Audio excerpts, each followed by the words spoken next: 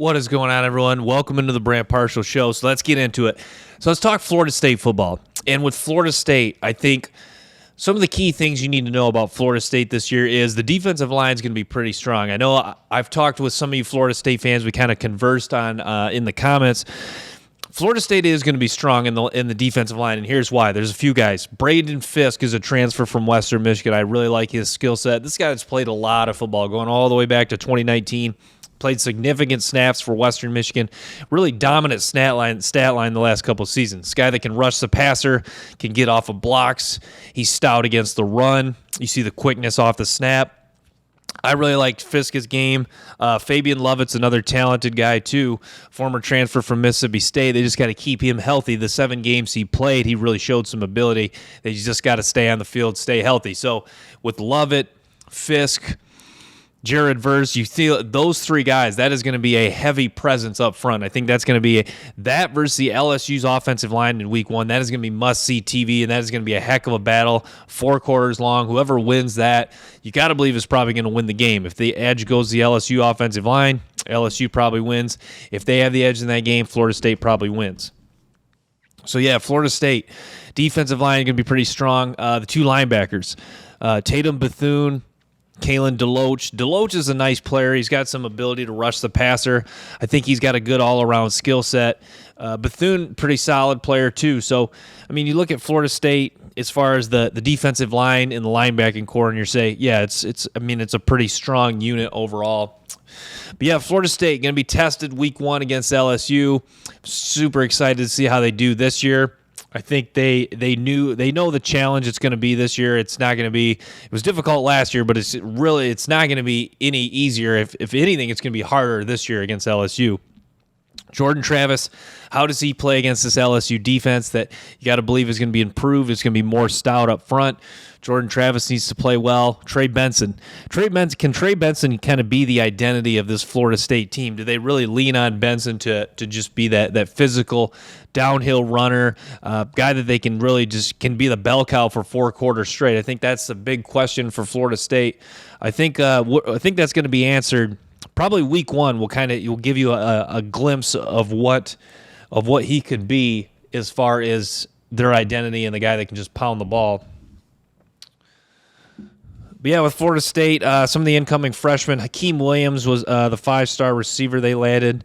He's a talented player. He's got good size. He's a guy that knows how to get open on, I say know how to get open on screens. It's not super hard to get open on screens, but it's a guy that can make plays on screen, make people miss. He's got good long speed, plays strong, plays fast. So yeah, Williams got a chance to make an impact right away. Some of the other guys they landed, Lucas Simmons, offensive tackle. This guy has got a good all-around skill set. He's got good size. No really weakness in the guy's game, except maybe not like a high-end athlete. Doesn't really have like a ton of high-end traits, but he does everything at a solid, good level. So yeah, I mean, and then Conrad Hussey too, another 4-star guy, safety. Hussey's a guy he's got really good ball skills. I think that's really good. What's going to set him apart at Florida State. I think this guy that's going to make some plays on the ball for him. Moves laterally well. Can make open field tackles. Strong physical tackler. See ability to the long speed. Apparently, is a guy that can run down offensive players too. So, yeah, Florida State. Not the easiest schedule. They got to play Florida like every year. Clemson. LSU week 1. So, yeah, I mean, the ACC, as much as people talk the ACC not being one of the strongest conferences, it's definitely not a conference. It's definitely no slouch. I think the ACC, like, no one, with the exception of maybe 2013 through 2015, 16, when you had Clemson and Florida State good. But even then, it was kind of those two. Every year, I think the ACC is like when you think strongest conferences, it's always Big Ten, SEC, then maybe Pac-12, the third, maybe Big 12 is the third toughest one year. You never ACC. I mean, I guess the ACC sometimes third strongest, but like you never think ACC is one of the strongest conferences. So, but to me though, there's not the grind week in and week out of the SEC or Big Ten, but there's still always a few games that you're going to have to get up for, and that Duke is always pretty competitive. Virginia Tech's still fairly competitive. Virginia kind of has flashes. North Carolina is well coached and very competitive. So the ACC, as much as people not really forget about it, as much as people don't really put an emphasis on how tough it can be, it is a conference that week in and week out you have to bring your A game. You can't there's no really teams in the ACC necessarily that you can just kind of sleepwalk and show up. So yeah, that's kind of what I wanted to touch on with Florida State. Obviously challenging game, like I've reiterated, week 1 against LSU. You kind of get the feel that I'm not sure exactly what the vibe from the Florida State players was. I was listening to Kalen DeLoach's interview. Him and Jared Verse were on the Florida State channel. I think that Mike Norvell kind of strikes me as a guy. He's always kind of just. He seems like a guy that doesn't get too high or too low. He kind of seems like a pretty level-headed guy, I guess.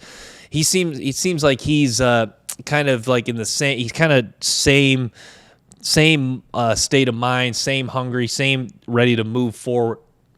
But to me, I don't think Norvell's getting old. I don't think he's a guy that'll buy it. Like the hype will affect him and he'll lose focus or anything. I think he's ready. I think he understands what this team can do. They've done so much. They've done a lot of work in the transfer portal, especially at the wide receiver, tight end position.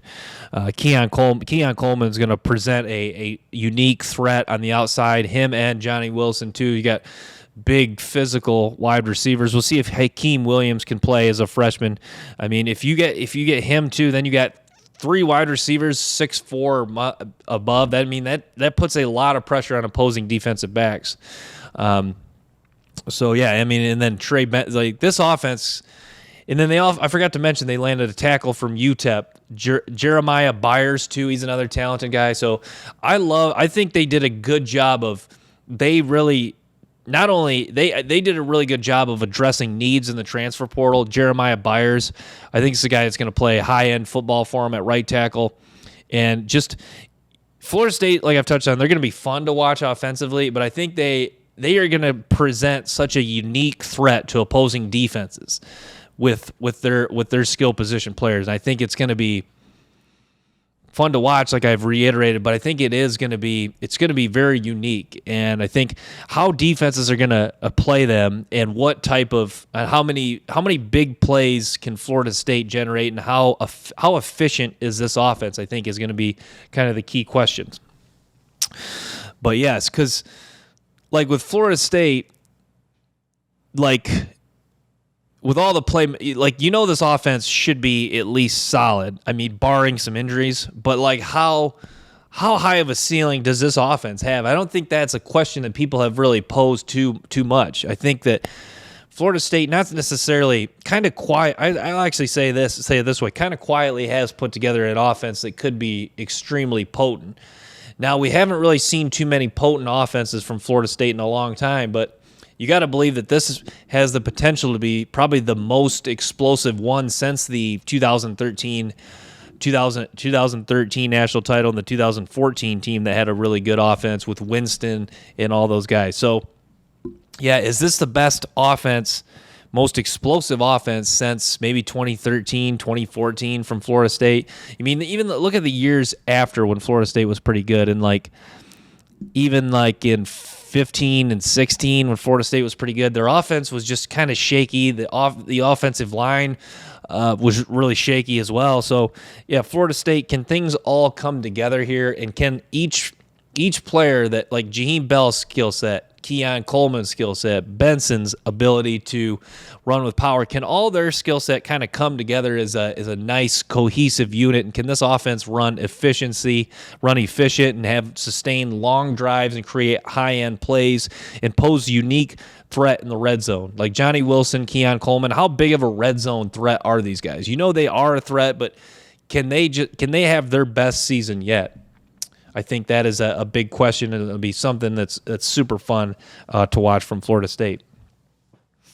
So, yeah, we'll transition to Texas football. And So I'll start with the fun conversation with Texas. So Quinn Ewers at quarterback. Quinn Ewers is going to be driven to have a good season. Quinn Ewers has a skill set I love. If you watch my NFL draft podcasts on Friday, talk about how Quinn Ewers is a guy that's shooting up the consensus board, third in the Heisman rates. He's now the consensus third quarterback for next year's draft. So, well, obviously he has got a while to make that decision. But yeah, Ewers you've seen from high school, there's a reason why this guy was the top-rated quarterback coming out of high school, consensus number one recruit, perfect, 1,000 rating, first time since Vince Young. Quinn Ewers, the ability to throw from different arm angles, the short, medium, long-range accuracy, it's all there for Quinn Ewers. This is just a matter of, can you put it all together? Can you make the most of the talent you have at wide receiver? The conversation with Texas always starts at the talent at wide receiver. There is no question, there is high-end talent at the wide receiver position. Isaiah Nayer is going to come back, the transfer from Wyoming. Jordan Whittington, a feisty slot receiver, knows how to get open, can make catches in traffic. Xavier Worthy, the explosive playmaker, guy that's got burst, acceleration, and speed for days. Got good hands, can stretch the field vertically. Can shine in big moments like the Alabama game. And then A.D. Mitchell, a guy that's made high-end, big-time plays and big-time games for Georgia. So there's no question that this is a good wide receiver core that has high-end upside to maybe be the best in the country, if not probably the second best to Ohio State. So no excuse for Texas as far as playmakers are concerned. Now, running back, losing a guy like Bijan Robinson, you're not going to replace him next year, most likely. But Texas always seems like they have a good enough offensive line, and their tackle, their offensive line's talented enough, and then Kelvin Banks, too, their tackle, another talented player. The offensive line in the threat that the passing attacks can pose for defenses, Texas is going to have a good enough run game. I think the question is, can the running game just be at least solid? Like, the running game hopefully just doesn't fall off completely. Like, can the run game at least be solid? Kind of like towards the end of the Mac Brown era, they were having trouble finding an NFL caliber running back. Like, I don't think that's going to be the case for Texas this year, but because it seems like Texas always has a guy that's at least capable. I think that is key. You have a guy that's capable, and maybe not. It doesn't have to be the ultimate threat out the backfield as far as a pass catcher and between the tackles runner, but can he just pose enough threat where you take some pressure off the passing? You don't have to. The passing attack doesn't have to be the end all be all of this offense. But yeah, one guy, there's some guys in the secondary that are talented. Ryan Watts is a guy that had a solid season last year. But one guy they landed was Gavin Holmes, a transfer from Wake Forest. And I thought when I was thinking about Gavin Holmes, I kind of was connecting the dots on a lot of things. A lot of things involving Texas pass recruiting. So if you look at Texas over the years, Texas has kind of got even at the end of the Mac Brown era, a little bit kind of under Charlie Strong and under Tom Herman, Texas has landed big-time players, but they have not really translated well to becoming like dominant college players, NFL caliber players. Now look at a guy like Gavin Holmes. And if you look, Gavin Holmes was a 3-star recruit coming out of the Texas area.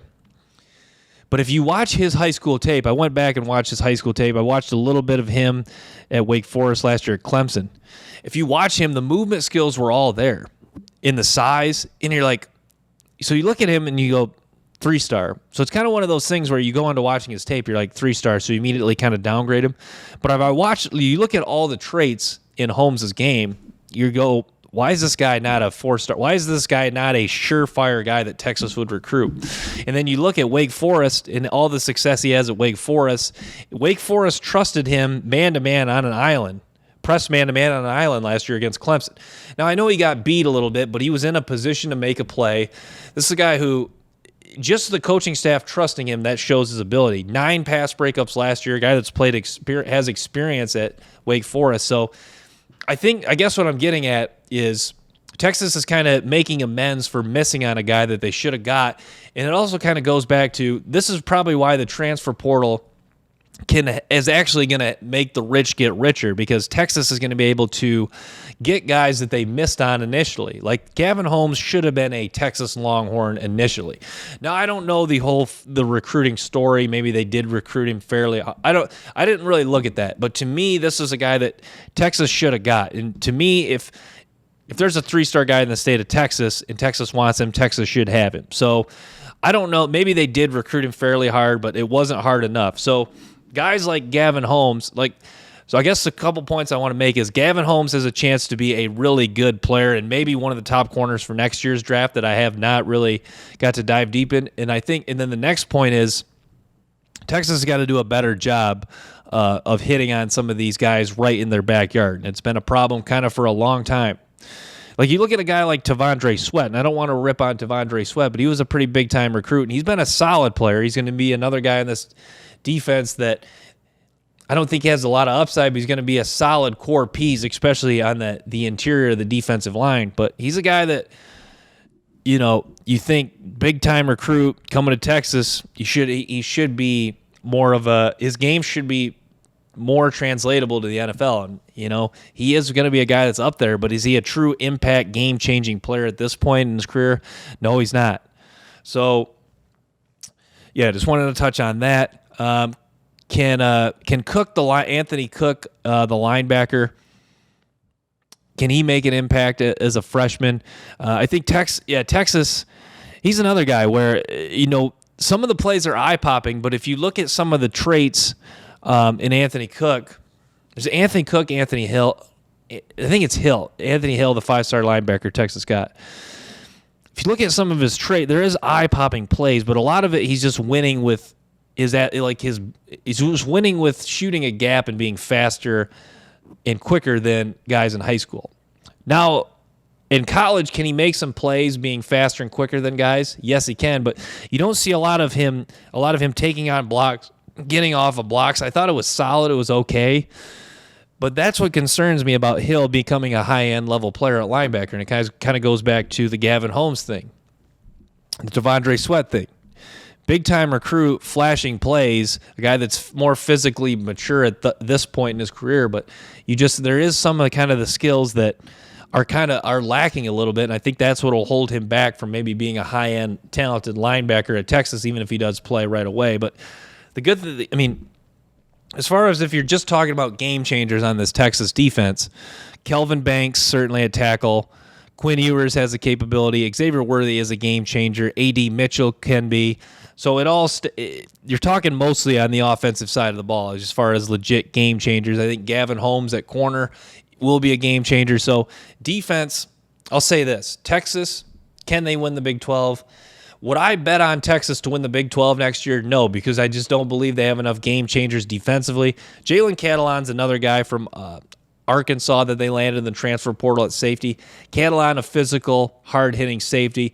His athletic ability isn't eye-popping, but this guy is a tone setter, and he is going to be a rock-solid player if he's on the field this year, and I think he is a nice complement to what they brought in. Like Gavin Holmes, Ryan Watts at corner, those guys are talented. Those guys can make plays on the ball. I think Catalon complements them well because he's kind of a downhill, hard-hitting, thump you safety. So I think that's a good mix. I think you got a good mix of guys that can make plays on the ball and then a tone setter, hard-hitting safety. So I think that'll be those will be complementary pieces in the secondary. But yeah, for Texas, I'm not going to bet on Texas to win the Big 12 next year. I know that I picked Oklahoma last year. My pick would be Oklahoma. I think, well, I don't know. I'll kind of hold off on that. But yeah, Texas is going to be fun. They're a lot like, it's funny how I went from Florida State to talking about Texas, because Texas is going to be a fun offense, and they're going to pose a unique threat offensively to defenses. And like I said with Florida State, how defenses choose to play this Texas offense will be interesting. We'll see if pivotal year, like I've touched on, for Steve Sarkisian, because he wants to prove that he's not just a 7, 8, maybe 9-win coach. He wants to prove that he can really get it done and become a conference title contending coach year in and year out. So let's transition to the Georgia Bulldogs. So what was big with Georgia they did some work in the transfer portal. Dominic Lovett, the wide receiver transfer from Missouri, talented guy, speedster, a guy that's effective on end arounds. He can change direction. You see he has the capability to win vertically. It's a guy that's going to primarily do a lot of work out of the slot, but I think he does have the capability to play on the outside. But I think you like him in the slot more because this is a guy that he wins. He can really get off the snap quickly, and with that ability, and he's not really the strongest guy. So with those two things being said, ability to get off the snap quickly and be more effective with free releases, this is a guy that you want to play in the slot to take advantage of that. But yeah, he shows explosiveness out of cuts, especially when he's running the out routes. I think Lovett will be a nice complementary piece to what they have. I think him and Ladd McConkey will pose a legitimate threat run after the catch. They also got Rosemy Jack Saint, a guy that can play on the outside. So, yeah, Georgia has a nice wide receiver core. There's actually a lot of good wide receiver cores in college football now that I think about it. So, yeah, Rosemy, Jack Saint, Ladd McConkey. Ladd McConkey is a better player than I think people give him credit for. McConkey, when you really watch his tape and you really dive deep in him, he's a guy that can pick up yards in a hurry. He's got that type of speed and acceleration where it doesn't really look like he's moving super fast, but he's just like picking up yards quicker than you expect. Especially in like Lovett, he presents the challenge of picking up yards on end arounds. And Georgia, their offensive line, they do like to run end around, so I think you're going to see it's going to be end around city for Georgia with Lovett and Ladd McConkey. And I think it's too bad they lost A.D. Mitchell, but I think that Kirby Smart understands that Carson Beck's going to be – he's not going to be a guy who's going to take too many shots downfield, at least from what in the small sample we've seen of him. Even though I think he does have the ability to throw deep, I think he's more of a guy that's going to make a living distributing in the short to intermediate range. I think what's going to be big for this Georgia – I think this Georgia offense is not going to play it safe, but I think they are going to be a tad more conservative. I think they'll take advantage, like I've touched on, of Lovett and McConkey's ability to run the end arounds, but I think they're going to want to try to run some more play action. I think they're going to let Carson Beck kind of get into a rhythm, let the play action work, kind of just get into a flow, offensive flow, maybe sustain longer drives. I think Kirby Smart does kind of come from Nick Saban's philosophy of kind of being a little more conservative on offense. Now they landed the Dylan Raiola, the 5-star kid. When he comes in, they may turn it loose a little bit more and try to take some more shots. But I think Kirby Smart still is kind of in that initial. I think a lot of coaches. I think Kirby Smart's like Nick Saban. He kind of comes from that approach where he wants to stay a little bit more conservative. I think he will open it up as time goes on. Maybe this season they will a little bit as they gain more and more trust in Carson Beck, if Carson Beck is the guy. But, yeah, I think Georgia's offense is going to be fun. I think it's going to be a talented offense once again. Got really good players on the offensive line. Tate Rutledge, talented guard. Cedric Van Pran, maybe the best center in college football. Tight end, Brock Bowers, best tight end. Also got Oscar Delp. So, yeah, I mean, pieces in place for Georgia offensive line and offense to be, if not as good, even better this year. And that's crazy to think that the Georgia offense could be even better this year. But yeah, Georgia, if you watch Georgia, they really are as advertised when you watch their tape and you watch them on TV. They do impose their will on teams. And they have such physically dominant talent on the offensive line last year. I mean, when you have guys like Broderick Jones, Cedric Van Pran, and then in years past, Jamari Salyer, Andrew Thomas, they just effortlessly effortlessly do their job and just carry out their assignment. Whether they're down blocking, they need to combination blocks. They just do their job in a manner that's not necessarily. They're not playing out of control. They're just playing under control and just creating a nice lane for running backs to run. Like Kendall Milton. Like I think Kendall Milton's a good running back, but I think he's a guy that his skill set really stands out with a good offensive line. Like I think Milton, he's got some pretty good vision. He can break tackles. It's got the ability to move the pile and fall forward. So I think that with good blocking is really gonna give a boost to Kendall Milton's game. And I think Kendall Milton will have a nice season. Obviously, they have more depth and talent at running back than Kendall Milton, but Milton going to be one of the main guys in the backfield for Georgia. But yeah, I mean, McConkey also offers ability to return punts too. I think that's really cool. So yeah, Georgia going to be really good again. Kind of just wanted to touch on their offense. Defense is going to be really nice. The secondary is going to be fun with Javon Bullard, Malachi Starks. I think Michael Williams. He's just to me he's just ready. He's a guy that's just not really dying to have a breakout year, but I think he's a guy that's just ready to break out. And I think this year you'll really see what Michael Williams is capable of. I think this guy is a really good talent, and I think he really shines given more opportunity and more snaps on this Georgia defense. So I wanted to talk Michigan State football. So Michigan State, the big question mark is kind of quarterback, but Noah Kim projected to be their starter. Noah Kim he's a talented player. I actually saw him yesterday. He came into where I work.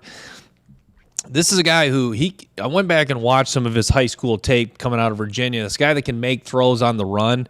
It's you kind of get flashbacks of Manziel. This is a guy that he really you can watch him sling it across his body on the run, rolling to his right. I mean, it's really impressive. This guy, I think he's got a skill set that's really going to help create some more dynamic plays for this Michigan State offense. You got Jalen Berger back at running back. He's a pretty solid player. Trey Mosley, nice wide receiver. I think, and then Jacoby Wyndham at linebacker. Toomsy Adili was the guy, former 5-star defensive end they landed for Texas A&M. So, yeah, there is some talent on this Michigan State football team, and to me, Michigan State, you got to get the feel looking at this team where they're not like they kind of have the makings of a team that is probably not going to be much improved from last year, but I think you kind of get like the weird feeling that they will be.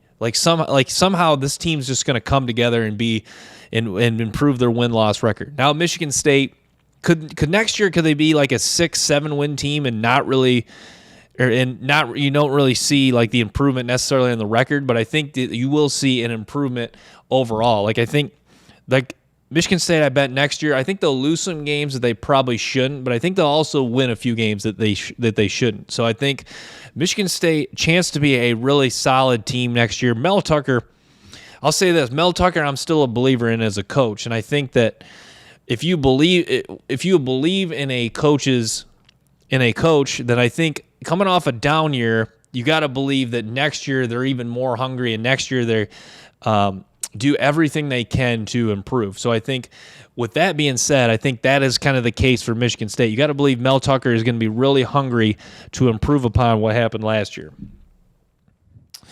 But yeah, Noah Kim, talented quarterback, likely going to be the starter. Jalen Berger, they did land another running back in the transfer portal.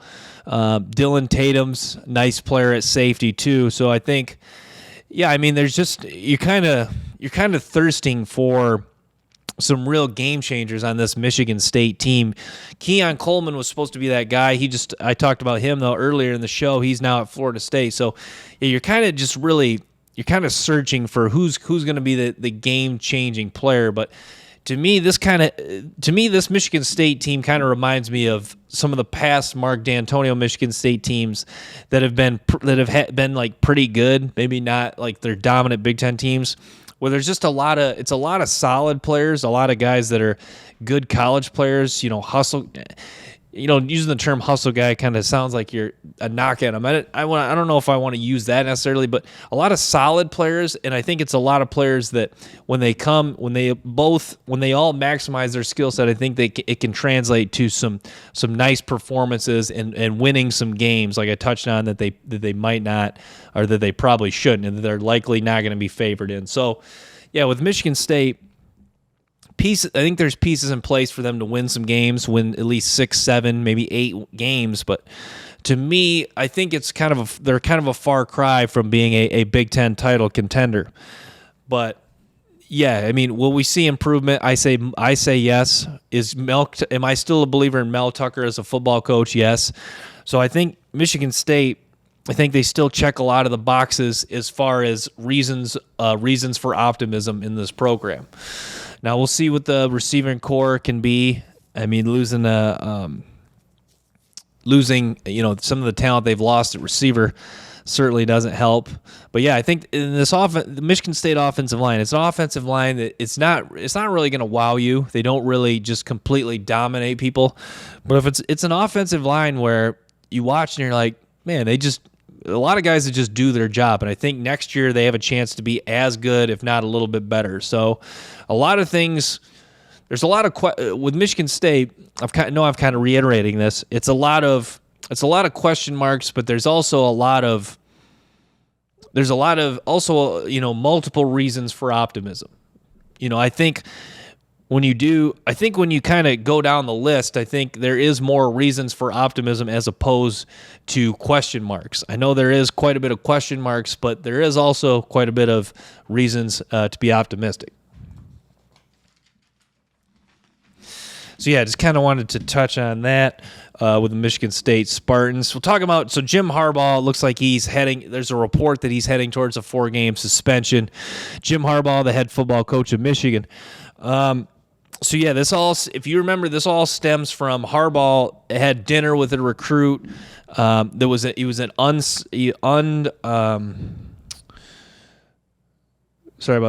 unsigned, unofficial recruit, or it was unsigned recruit during a dead period. It sounded like he bought him dinner. It was a hamburger or something. And why the NCAA is really coming down on Harbaugh is because Harbaugh lied about this. For the NCAA, lying is a level 1 violation. So yeah, it's Harbaugh looking at a 4-game suspension. So I guess the funny thing about the situation, as far as how does this affect Michigan, he's being suspended for the 4 games, Michigan's 4 easiest games this year. Bowling Green, here it is in order: East Carolina, UNLV, Bowling Green, and Rutgers. Rutgers week 4 is their opening Big Ten game. Rutgers, even though Rutgers was better in 2021, it was not a very good football team. So you got to believe that as far as win-loss is concerned, Michigan's going to start 4-0 with or without Jim Harbaugh. I think the main question, the thing I worry about this is, you look at NFL players, or look at Ohio State in 2018 when there's the Urban Meyer controversy prior to that season. You saw when a team has a season of suspensions, it usually, not that they still can't win a conference title or compete for a national title, it usually does stir the focus just a little bit. Like I know 2018 Ohio State still won the Big Ten, but you saw Ohio State they had some games where they just did not look like they were focused, like they were having trouble lining up. I'm trying to think of another time when this has happened. I guess in the NFL, though, when there's players been suspended, it seems like even if they do come back, it seems like they don't have like some of their best stat lines. And I think, like, could Michigan come back and everything runs smooth? They go 11-1, 12-0, beat Ohio State at home, win the Big Ten? Absolutely. But could they come back and maybe they drop a couple games they shouldn't? Maybe they still, even in the 2 games they lose, could they still win the Big Ten? But I think, to me, though, you're just kind of this could just really add some rust to this Michigan team. And I think it is an unneeded distraction in a year where this is probably Harbaugh's best team. I guess that's what I'm trying to get at. You really don't want something like this when you're trying to have all things come together and you're trying to take the next step from, okay, we beat Ohio State and won the Big Ten, and we're trying to break through to winning a national championship. You don't want a distraction like this to really hinder any sort of momentum you've built upon the last 2 seasons. So I think that is what's concerning about this a little bit. But yeah, I think if you want my personal opinion, I'm not a big fan of this. I think, yes, it was breaking the rules. Yes, the NCAA does have a policy in place about lying, but I do not like that. The NCAA, you look at Texas A&M in Texas A&M paid for a recruiting class, and then you're really just going to crack down on Michigan for an incident like this this much. I think it is a little ridiculous, but should Harbaugh have lied? Is lying wrong? Yes and yes. But to me, this just seems a little bit harsh, and I think that's the big question I want to see. How much does this hinder does this distract, or how much does this take away, if any, from what Michigan has built this season? Because this Michigan team has a chance to be Harbaugh's best yet, and they are a team that I'm not ready to say they can win a national title, because I think Georgia, even Alabama, LSU, I think those teams have really separated themselves at the line of scrimmage, where it's going to be really so hard to beat them. So I'm not ready to say Michigan can win a national title, but can Michigan win the Big Ten and get back to the playoff? Absolutely. And is this something that could be a concern and could hinder all of that coming together? I think yes. So this is going to be interesting, and we'll see. We'll see. Actually, still a report here. So not official, but it looks like we are moving towards this direction. We'll see what else comes out, if anything else comes out about this story. So yeah, but we'll talk. So yeah, we'll talk. We'll talk Utah a little bit more. So Utah.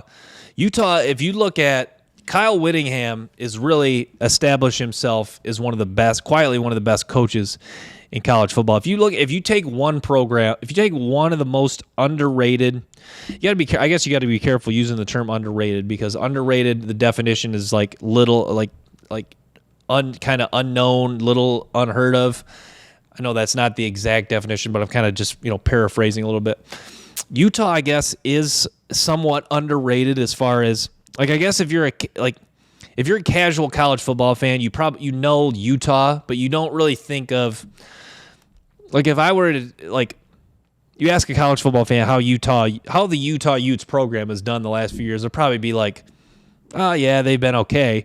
Well, they haven't really just been okay, and I'm sure that would be the common answer. Utah has been a good program, and they've been a fairly consistent program for a long time under Kyle Whittingham. So, talent returning at quarterback, Cameron Rising. You know that even though they've lost some of their playmakers, this Utah team is going to be a good, solid team overall, and I'm really excited to see how they match up with some of the best teams I've talked about in the Pac-12. Like, I think the Pac-12 is going to have some really good matchups this year.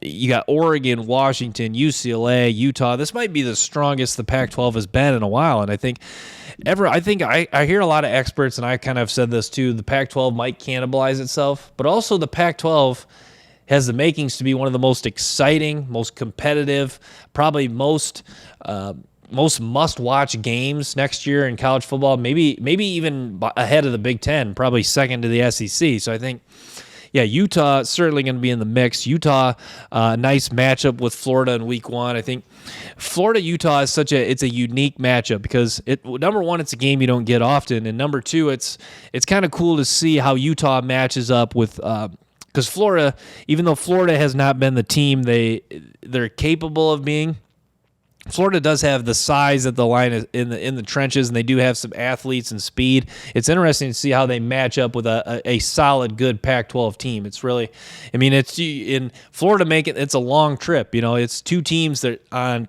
pretty much the opposite side of the country, so it's really cool. That's what's cool about college football is you get these non-conference games like this. I think that's a telling game really for both teams, for Florida and Utah. I think the winner. Last year, I guess we saw it wasn't really the most telling game for Florida. I think this year more so it is telling because Florida wants to win that game and carry that momentum forward in Billy Napier's second year, and then Utah wants to win that game and then get back on track and prove that they once again are a Pac-12 title contender. So I think that is a game for both teams that I don't want to say winning it is just a relief, but winning it is kind of only the beginning of what could resonate into a big-time year for either program. So that's going to be an exciting game, Week 1, August 31st, a Thursday night, 8 p.m. game. That'll be super fun to watch as Utah Utes and the Florida Gators collide. So, yeah, that should be fun. But, so I want to talk Tennessee for a minute. So Tennessee, last year, I think is a team where they're just really hungry to prove last season was a fluke. I think there's a lot of, you could make a strong case, like if if someone was writing a case for why Tennessee's season was a fluke last, or not, I don't want to say fluke, but why Tennessee's seasons last year was kind of more of an outlier. I think you could make a strong case because there was a lot of things that kind of came together. Like it's not every year you're going to have a NFL talent at quarterback with a guy that can sling the ball, a guy that's almost like a perfect fit in the Josh Heupel offense that really wants to stretch the field. And it's not every year where you land a 25-year-old edge rusher who's got a unique skill set of speed off the edge. And it's not every year where you have a future Pro Bowl offensive tackle that can just seal off one side. So quietly, a lot of things really came together for Tennessee, and also a speedster at receiver. So I think there was a lot of pieces that were in place that were like perfect, that were a perfect fit to what Josh Heupel wanted from Tennessee. So with all that being said, you want to see Tennessee sustain that level of success, but you want to see them kind of continue to play. You want to continue to play well under the Josh Heupel system. So, yeah, Tennessee. I gotta try to kind of get into their roster fully, but they do have some talent returning, even though they lose some guys. How does Joe Milton play? You saw what Joe Milton could be in that Orange Bowl game against Clemson.